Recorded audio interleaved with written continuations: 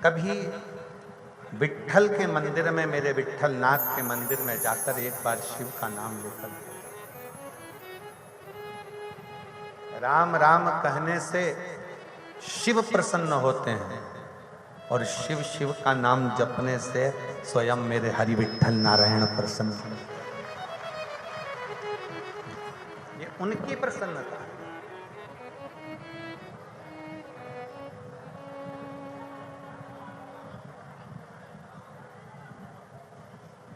किसी की सामर्थ्यता नहीं है कि किसी की बद्दुआ आपको लगे, जलने वाले की, ईर्षा करने वाले की, गलत सोचने वाले की, गलत विचार करने वाले। हम जब किसी को बद्दुआ देते हैं, हम किसी को जब अपशब्द कहते हैं, तो वो बद्दुआ अगर कोई सत्य में भगवान की भक्ति करने वाला है, उसको वो स्वीकृत नहीं होता। आप देवी की भक्ति कर रहे हैं तो भी शिव स्वीकार है। एक बात हमने सूरत की कथा में कही थी और सिरपुर की कथा में कही थी। सोमवार का व्रत करो, चाहे मंगलवार का व्रत करो, चाहे बुधवार का व्रत करो, चाहे गुरुवार का व्रत करो, चाहे शुक्रवार का व्रत करो, चाहे शनिवार का व्रत करो, चाहे रविवार का व्रत करो, चाहे तीज का व्रत करो, चाहे चतुर्थी का व्रत करो, चाहे पंचमी का व्रत करो, चाहे छठ का व्रत करो, चाहे सप्तमी का व्रत करो, चाहे अष्टमी का व्रत करो, चाहे एकादशी, चाहे द्वादशी, चाहे प्रदोष, चाहे तुम्हारा मन पड़े जिसका व्रत करो। शिव महापुराण की कथा कहती है, व्रत किसी का भी करो पर फल तो शंकर जी ही देते हैं।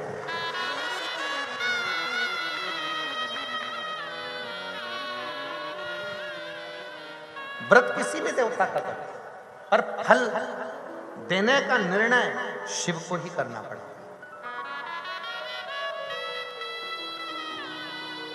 कैसे? तुम्हारे घर में फ्रिज रखा है, पड़ोसी को लेकर जाना है, तुमसे बिना पूछे उठा के ले जाएगा क्या? जम के बोलो जरा। नहीं। तुम्हारे घर में मिक्सर रखा हुआ है, पड़ोसी को, तुम्हारी मौसी के लड़के को ले जाना है, तुमसे बिना पूछे ले जाएगा क्या? नहीं। ये पृथ्वी किसकी? देवाधिदेव महादेव की। अगर किसी भी देवता का तुम व्रत करोगे, उपास करोगे, तो पहले देवता वर देंगे। शंकर जी से पूछेंगे कि कमलाबाई ने मंगलवार का व्रत करा है, भैरू सिंह ने शनिवार का व्रत करा है, इसका फल देना है। शंकर भगवान कहेंगे ये मुझे भी एक लोटा जल और बड़े प्रेम से सत्यवाई जीवन जीता है, इसको केवल एक व्रत का फल नहीं, व्रत भले एक करे पर फल 4 व्रत का दे इसको। व्रत 4 व्रत का। अश्वपति मद्र देश का राजा अश्वपति देवी की आराधना करते हैं, वर मांगते हैं मां जगत जननी के लिए, रोज मंदिर जाते हैं, रोज आराधना करते हैं, रोज तपस्या करते हैं, रोज रोज। और मेरा मेरी बहनों से, मेरा मेरी जीजियों से, मेरे भाइयों से, मेरी बेटियों से निवेदन है, एक निवेदन करना चाहूंगा मेरी बेटियों से, मेरी जीजियों से, मेरी माताओं से। जब भी शंकर के मंदिर में अर्चना करने जाओ, लोटा भर के जल चढ़ाने जाओ, अगर तुम्हारे नगर में, तुम्हारे मोहल्ले में, तुम्हारे क्षेत्र में कहीं शंकर का मंदिर है और तुम अगर एक लोटा जल चढ़ाने के लिए जाती हो, तो मेरी माताओं के लिए यह विशेष है, मेरी जीजियों के लिए विशेष है, मेरी बेटियों के लिए विशेष है कि 3 स्थान शंकर के शिवलिंग में, 3 स्थान ऐसे हैं जहां का स्पर्श कर लेना चाहिए और अपने मन की कामना बाबा से कह देना चाहिए। तो कहते हैं वो नारी को जिंदगी में कभी दुख नहीं झेलना पड़ता है।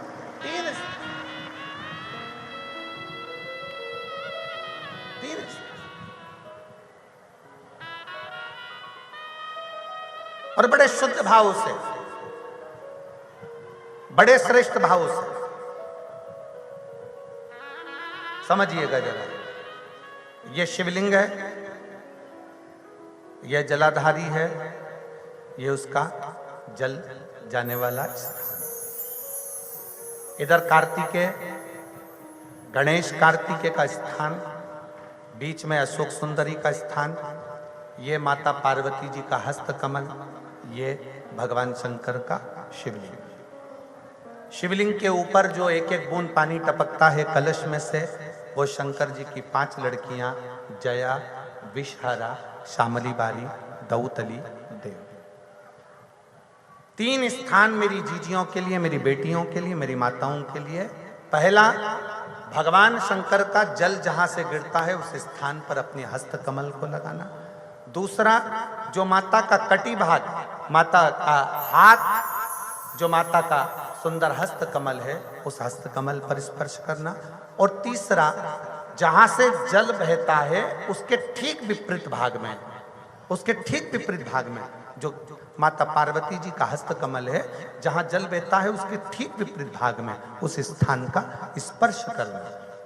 अगर ये 3 स्थान ऐसे हैं, आप माता के, आप शिव जी के मंदिर में जा रहे हैं, भगवान शंकर के मंदिर में जाकर जल चढ़ा रहे हैं, शिव की अर्चना कर रहे हैं, तो 3 स्थान पर मात्र स्पर्श मात्र कर लेने पर, अपनी कामना कह देने पर स्त्री को कभी जिंदगी में दुख नहीं झेलना पड़ता। और कितना भी, फिर एक प्रैक्टिकल, फिर एक प्रयास करो।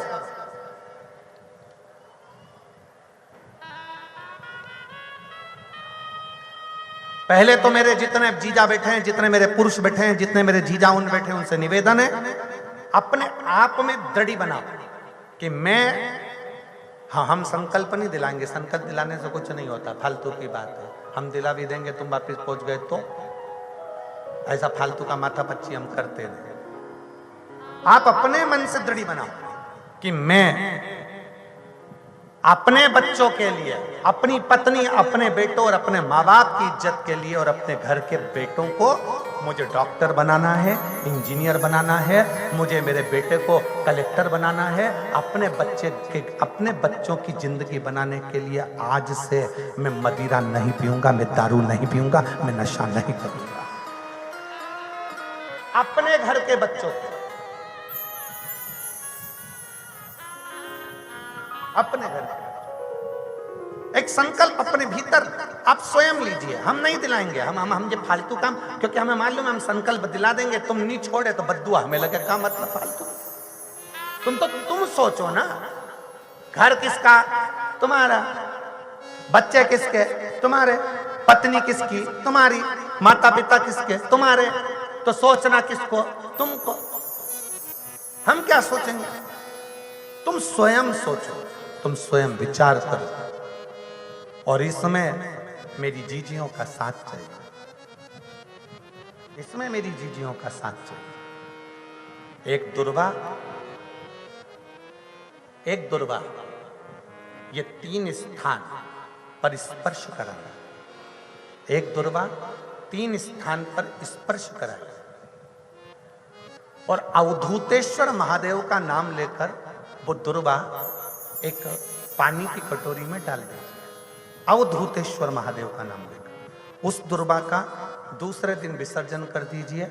और वो कटोरी का जल किसी भी तरह से नशा करने वाले व्यक्ति को रोज रोज थोड़ा थोड़ा रखकर, एक दुर्वा 3 स्थान पर स्पर्श कराकर रखकर उसका पान कराना प्रारंभ करिए। और पुरुष अपने अंदर संकल्प ले कि आज के बाद मैं नहीं पीऊंगा, वो जल पीना प्रारंभ कर दे। धीरे धीरे मदिरा का नशा छूट जाता है।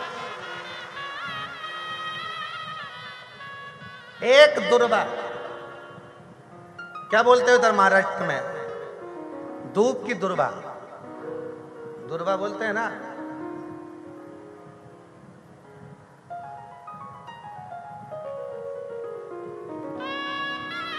तो हम चांगला बोले ना, हम ठीक बोले ना। तो दुर्वा, एक दुर्वा 3 स्थान, फिर समझेंगे। जहां से जल बहता है वहां आप बैठे हो वहां, और इसी जल भाग के ठीक पीछे का स्थान जो देवी का स्थान है, ये पूर्ण स्थान मेरी माता का है, पूर्ण स्थान। और बीच में जो स्थान है वह सुख सुंदरी का। इधर षडान कार्तिक गणेश जी का स्थान निश्चित है, इधर गणेश उधर कार्तिक। एक दुर्वा, और उसमें सबसे मेन मेरे जीजाओं का संकल्प अपने भीतर से कि मैं मदिरा का त्याग, किसी दूसरे के लिए नहीं, आप मदिरा छोड़ो, किसी दूसरे के लिए नहीं, अपने खुद के लिए, मेरे बेटे को मुझे आगे बढ़ाना, मुझे मेरे बेटे को प्रबल बनाना।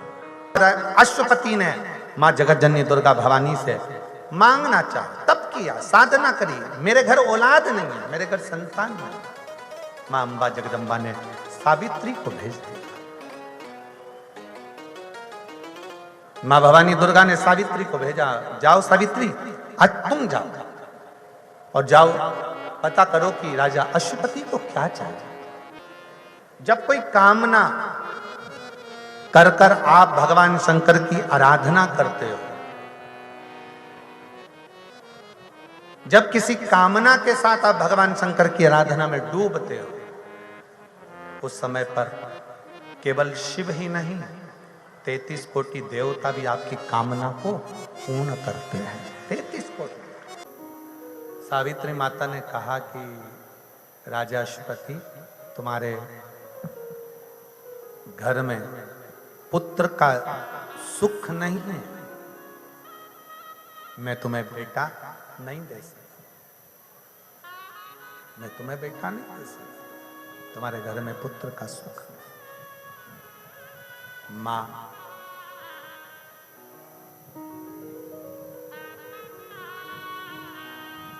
क्या मैं बिन औलाद के रहूंगा?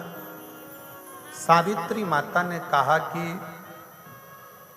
बिन औलाद के तो नहीं, पर मैं तुम्हें वर देती हूं कि तुम्हारे बेटे की जगह तुम्हारे घर में एक बेटी जन्म लेगी, एक बेटी का जन्म। और मेरी जीजियों, मेरे जीजाओं, मेरी बेटियों, मेरी माताओं, मेरे भाई, अपने अंदर एक बात उतार कर रखना, अपने भीतर ये बात को उतार लेना, बेटा भाग्य से होता है और बेटी सौभाग्य से होती है। भाग्य को 100 गुना कर लीजिए तो समझना कि तुम्हारे घर में बेटी ने जन्म, बेटी ने जन्म।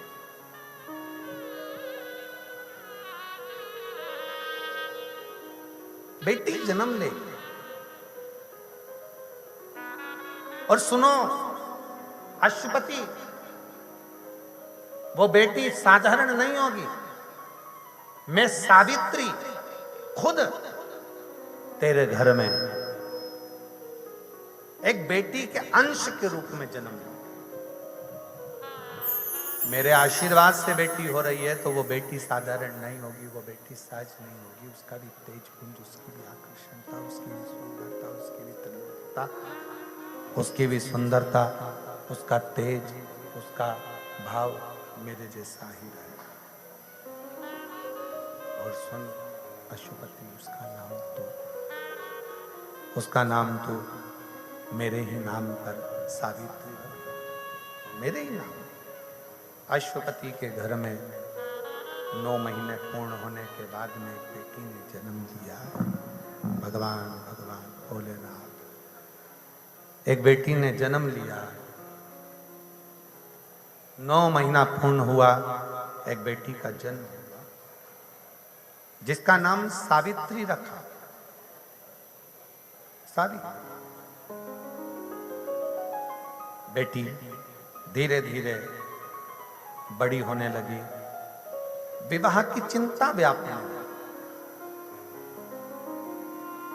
किससे करा गया? पूरे नगर में, राजघरानों में सूचना हो गई कि राजा के घर में, जो अश्वपति के घर में लड़की हुई है, वो कोई देवी है।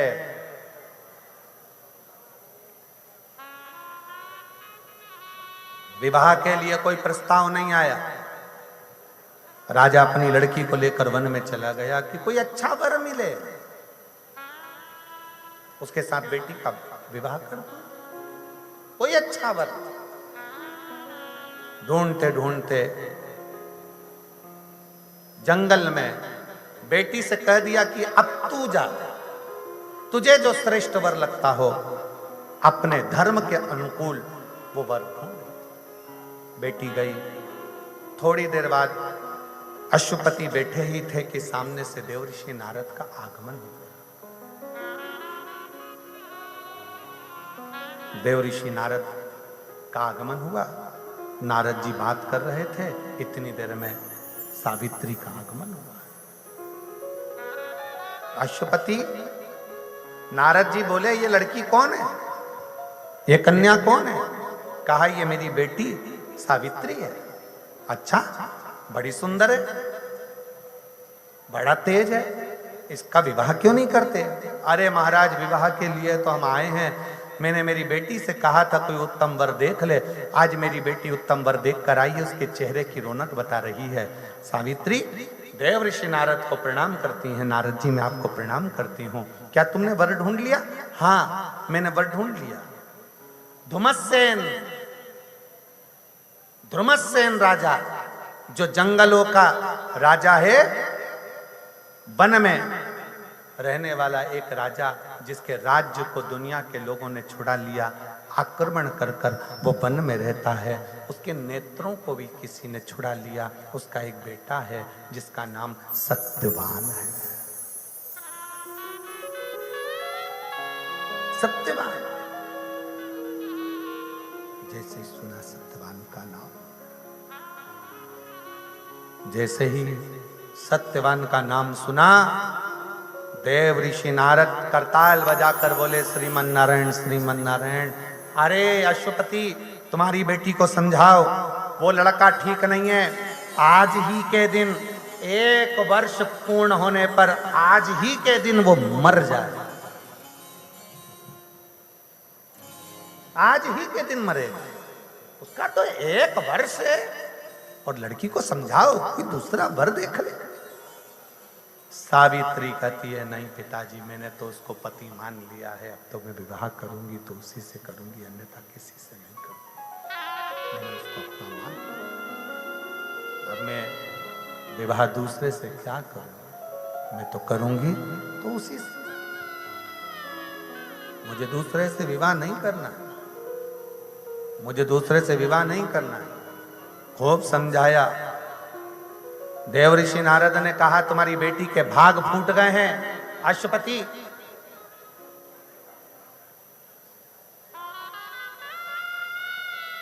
जो आंखों देखे मक्खी खा रही है, उसको मालूम है कि मरने वाला है 1 वर्ष में, क्यों शादी करना? नहीं। सावित्री ने एक बात बड़ी सुंदर कही, नारद जी, तुमने तो मेरा भाग्य बता दिया कि मेरा पति 1 साल में मरेगा। किसी लड़की का विवाह हो रहा हो, किसी लड़की की शादी हो रही हो, और उस लड़की को मालूम ही नहीं कि उसका पति क्या है, कितना जिएगा, कैसा रहेगा, सुख है दुख है, उसको क्या मालूम? तुमने तो मेरा भाग्य बता दिया। एक बात बताओ मेरी जीजियों, विवाह के पहले तुम सबका भाग्य बताने वाला कौन था? कोई आया था भाग्य बताने? नहीं।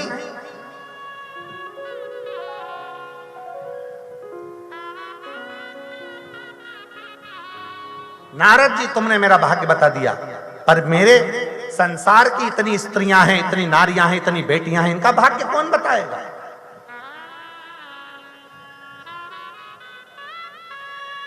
कौन देखेगा? अश्वपति नारद जी के हाथ जोड़ लिए। नारद जी भी सोचे कि ये तुम मुझसे प्रश्न कर रही है। और बड़ा भयंकर प्रश्न देवऋषि नारद के सामने खड़ा हो गया, बड़ा भयंकर प्रश्न। वट सावित्री का व्रत करने वाली स्त्रियां, नारियां, माताएं, कन्याएं, ये जान लें कि आपने सत्यवान और सावित्री की कथा तो बहुत सुनी होगी, बहुत स्मरण किया होगा, पर सावित्री ने जो नारद जी से ये शब्द कहा कि मेरा भविष्य तो आपने बता दिया, मेरा भाग्य तो बता दिया कि मेरा पति 1 साल बाद मरेगा। संसार में ऐसी कई लड़कियां हैं, संसार में कई ऐसी स्त्रियां हैं, संसार में कई नारियां ऐसी हैं जिनका भाग्य बताने वाला कोई भी नहीं। कौन बताएगा क्या होगा उसका? नारद जी के मस्तिष्क में वो बात बैठ गई कि आखिर ये प्रश्न बड़ा भारी, प्रश्न बड़ा।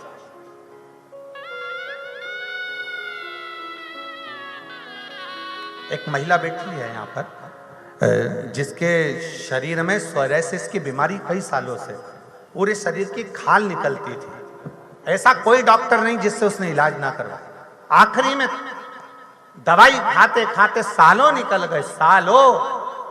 तब एक मंदिर में जल चढ़ाने वाली एक स्त्री से सामने वो बैठी थी और कोई लेडीज जल का लोटा लेकर जा रही थी। वो यहाँ बैठी है, उसका नाम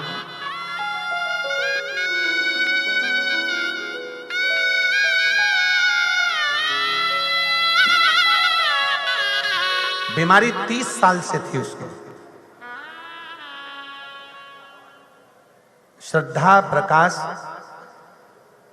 गांगुर्डे, मुकाम पोस्ट पीपलनेर, तहसील साकरी, धुलिया की रहवासी हूं। मेरा मोबाइल नंबर जो है, मैं एक लोटे जल का वर्णन करना चाहती हूं। मेरी बुआ निर्मला दौलत गारगुढ़े 30 सालों से सोरायसिस की बीमारी से ग्रसित है।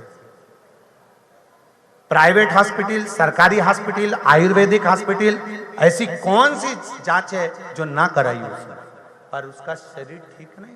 कहीं बैठी हो तो हाथ हिला सकती हैं, आप ही हैं। श्री शिवाय नमस्तुभ्यम। आ जाओ, एक बेलपत्र ले जाना।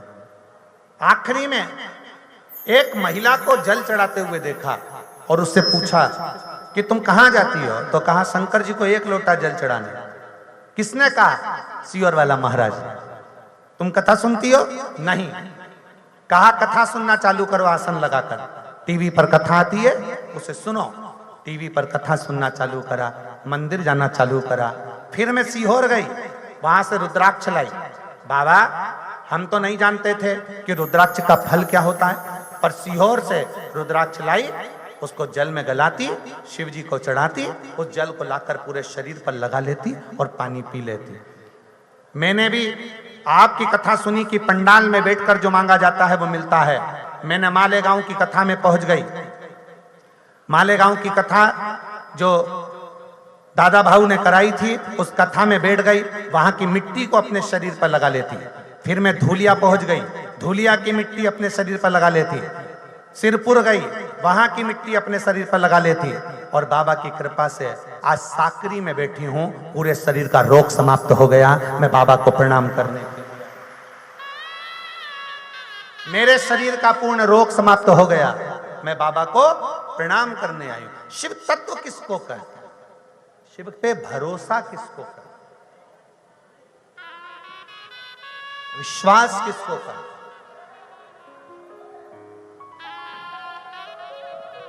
जरा विचार करिएगा, 30 साल से जो बीमारी बनी हुई हो, 30 साल से जो शरीर में चर्म रोग बना हो, सोरायसिस की बीमारी बनी हो, वो क्या समाप्त तो होना सरल है, सहज है? किसी सोरायसिस के डॉक्टर से आप बात करेंगे तो वो कहेगा कि ये बीमारी तो मरते दम तक, आखिरी तक रहती है, छूटती नहीं है। पर जिसका विश्वास भरोसा अगर पक्का है तो शंकर देते जरूर हैं, ये निश्चित देते जरूर।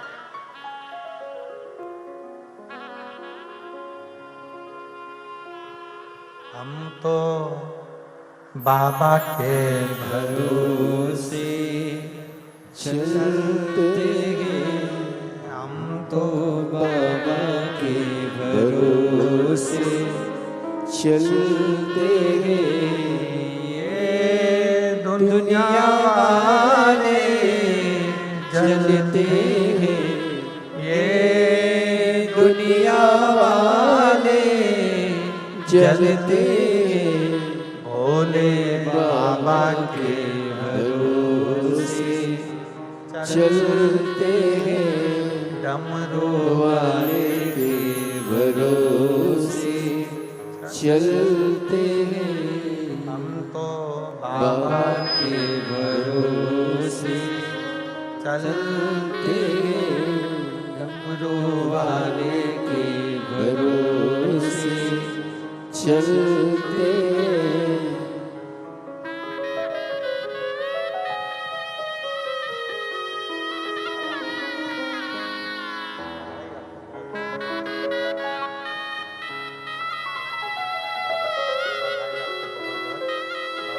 रोते नहीं, आप तो खुश हो।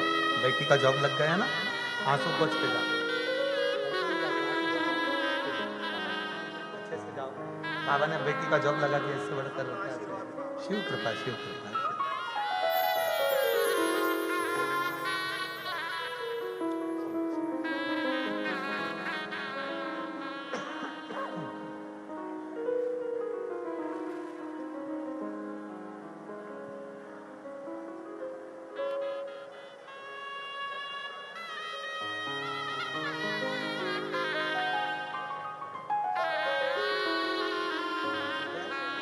तरह से पूरे शरीर पर सोराइसिस की बीमारी थी, पूरा चर्म रोग पूरे शरीर पर हो गया था, 30 साल से थी, अब पूरा शरीर ठीक हो गया। बाबा का एक बार जोरदार ताली बजाकर साधुवाद। बहुत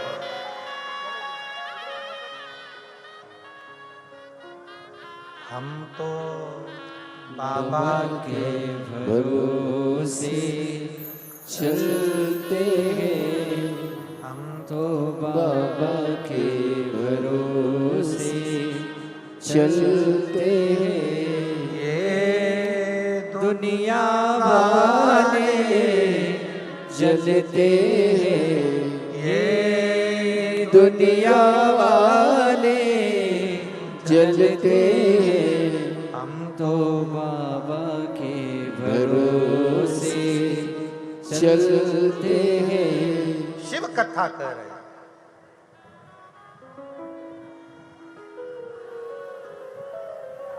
सावित्री ने एक प्रश्न नारद जी के सामने खड़ा कर दिया।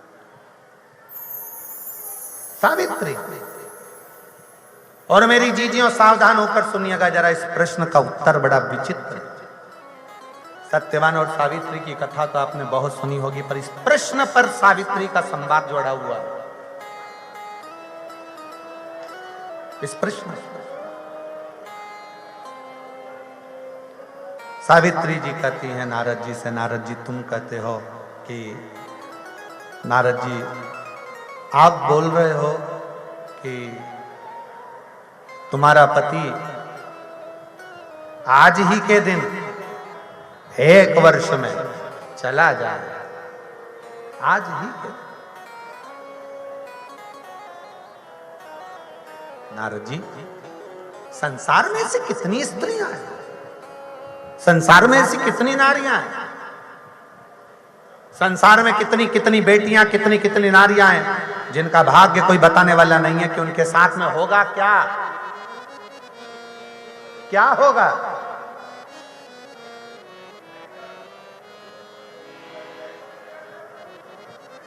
कोई बताने वाला, कोई।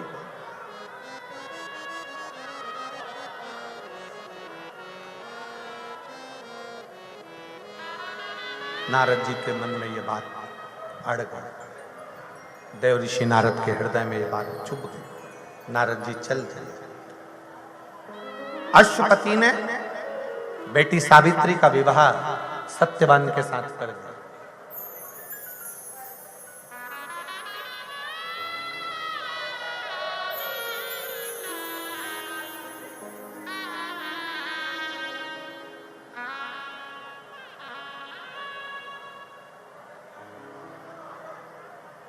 और जब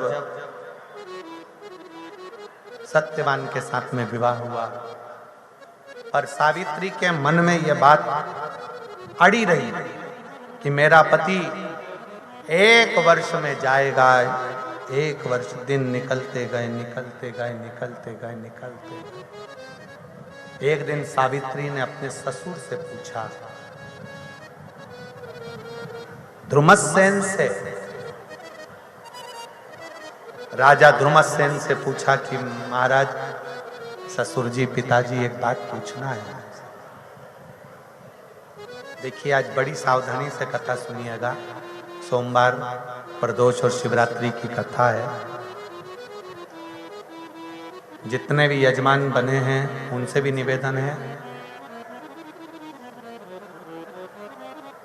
ज्यादा दिखावे के चक्कर में मत पड़ना कि आरती के चक्कर में ऊपर जाना है तो अपने को कथा छोड़ दें। अपन पूरी कथा का रसतत्व ग्रहण करिए। आरती तो जहां पर बैठ के भी करोगे तो शिव स्वीकार कर ले। बहुत सावधानी। बार बार ये मौका नहीं लगेगा, बार बार ये मौका नहीं आ सकता, इसको विशेष ध्यान रखिएगा, विशेष। और आपसे ज्यादा जरा ध्यान रखो कि ये धूप में जो बैठे हैं सुबह 7-8 बजे से, जो एक जैसी छांव नहीं है उनके ऊपर, धूप में एक जैसे बैठे हैं छोटे छोटे बच्चे। जरा देखो, आप लोग एलईडी पर या टीवी पर नज़ारा देख रहे होंगे, जो धूप में बैठे हुए चिलचिलाती सुबह से छोटे बच्चे, बुजुर्ग, बड़े, अंदाजा लगाइए कि कितने विश्वास के साथ बैठे होंगे। बहुत सावधानी से सुनिए। और हम भी साकरी की इस पवित्र भूमि से कहते हैं, आप जितने विश्वास से आज कथा सुन रहे हो, ये हमारा विश्वास कहता है कि 3 महीने के अंदर तुम्हारा भी पत्र इस व्यासपीठ पर जरूर मिलेगा। भरोसा रखिए। सावित्री के मन में प्रश्न उठा। सावित्री ने एक प्रश्न नारद जी से कर दिया और सावित्री ने दूसरा प्रश्न अपने ससुर से कर दिया, धुमस्सेन से। सावित्री ने दूसरा प्रश्न धुमस्सेन से किया, पिताजी मेरे मन में एक संशय। क्या संशय? संशय ये है कि आपका राज्य कैसे चला गया? तो कहा, पास के नगर के राजा ने आक्रमण कर कर मेरा राज्य ले लिया और मेरी आंखों को भी फोड़ दिया, मेरे नेत्र भी छीने, मैं अंधा हो गया। दुनिया का कोई व्यक्ति अगर आपको बर्बाद कर देता है तो चिंता ना करना, आप शंकर पर विश्वास पूर्ण रखना, वापिस आबाद हो जाओगे। कोई बर्बाद कर कर चला जाए तो एक पत्र है जिसमें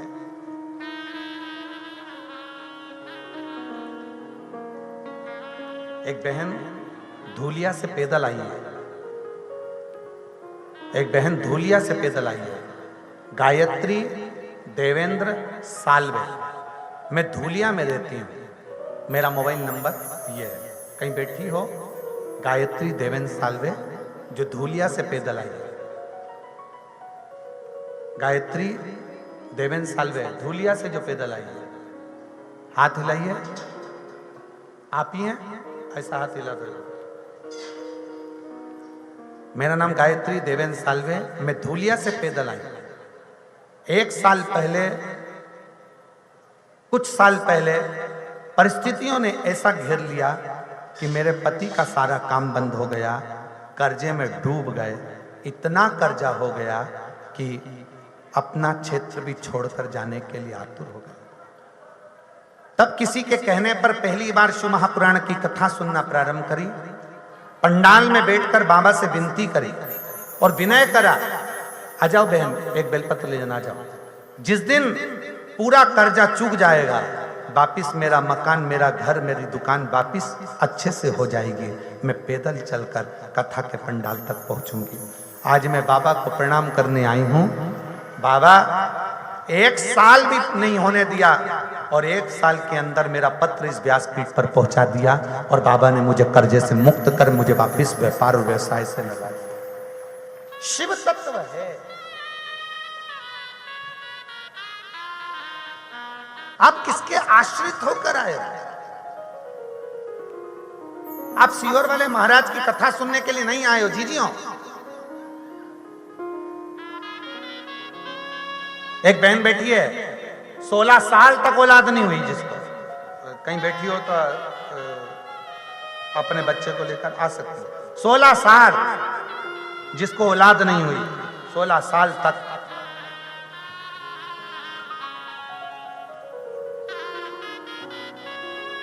मेरा नाम शीतल प्रकाश चौधरी है, गांव नवापुर, जिला नंदुरबार, महाराष्ट्र से आई हूं। 16 साल मेरी शादी को हो गए थे। 8 से 10 हॉस्पिटल घूम लिए, लेकिन संतान का सुख नहीं हुआ। डॉक्टर के कहने पर 7 बार IVF करवाया गया, टेस्ट बेबी भी करवाया, IVF भी करवाया, 7 बार करवाया, फिर भी संतान का सुख नहीं आया। तब आखिरी में हारने पर मेरी माँ और छोटी बहन दोनों के कहे अनुसार तब मैंने पशुपति व्रत करा, सफेद आंकड़े की जड़ का प्रयोग करा और बाबा की कृपा से बाबा ने ऐसी कृपा करी, 1 वर्ष भी पूर्ण नहीं होने दिया और बाबा की कृपा से मेरे गर्भ से एक बेटे ने 16 साल के बाद जन्म लिया। मैं बाबा को प्रणाम करने 16 वर्ष के बाद। आप किसके आश्रित हो? आप सीहोर वाले महाराज को सुनने के लिए नहीं आए हो, सीहोर वाले महाराज की कथा सुनने के लिए नहीं आए हो। आप शंकर जी की कथा शंकर जी के मुख से शंकर बनकर सुनने के लिए आए हो। कथा बाचने वाला भी शिव है, कथा करवाने वाला भी शिव है और कथा सुनने वाला भी। यहां सीहोर वाले महाराज का नाम नहीं लेना था, सीहोर वाला कुछ भी नहीं। पंडित प्रदीप मिश्रा से कोई मतलब नहीं तुमको, तुम्हें शंकर से मतलब, शिव। और कुबेरेश्वर धाम 25 फरवरी को अगर सीहोर पहुंच रहे हो रुद्राक्ष महोत्सव में, तो ये विचार कर आना कि तुम सीहोर वाले महाराज के नहीं जा रहे हो, तुम अपने बाप के घर कुबेरेश्वर महादेव के पास आ रहे हो। और विदाई देगा कौन? अगर हम कुबेर भंडारी के दरवाजे पर जाएंगे, कुबेरेश्वर बाबा की भूमि पर रुद्राक्ष महोत्सव में पहुंचेंगे, 7 दिन सेवा करेंगे, कथा सुनेंगे, मां हमारी विदाई कौन देगा? सीहोर वाले महाराज के सामर्थ्य था नहीं कि विदाई में कुछ दे दे। विदाई में तो मेरा काल अधिपति स्वयं शिव देता है, मेरा महाकाल राजा। क्या देगा, कैसे देगा, कब देगा, वो उस पर निर्भर है। महाराज सावित्री ने प्रश्न किया अपने ससुर से कि तुम्हारी आंखें कैसे चली गई? मेरे जिनने मेरा राज्य लिया उन्होंने मेरी आंखें छीन ली, छुड़ा ली।